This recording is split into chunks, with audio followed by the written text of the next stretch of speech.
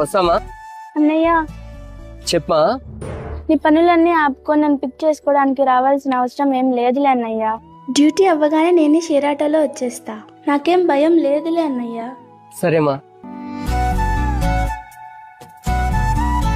ఏంటి బావా, మీ చెల్లిని పిక్ చేసుకోవడానికి వెళ్ళలేదా? డ్యూటీ అయిపోయి ఉంటుందిగా. తనే వచ్చేస్తానందే. తనకుండే ధైర్యం తనకుండొచ్చు బావా, మనకుండే భయం మనకుంటుంది కదా. బయట అమ్మాయిల మీద జరిగే అరాచకాలు చూస్తుంటే భయమేస్తుంది బావా. అయినా ఏదో అనర్థం జరిగిన తర్వాత బాధపడడం కంటే ముందే జాగ్రత్తగా ఉండటం మంచిది కదా. నువ్వు చెప్పింది కూడా కరెక్టే.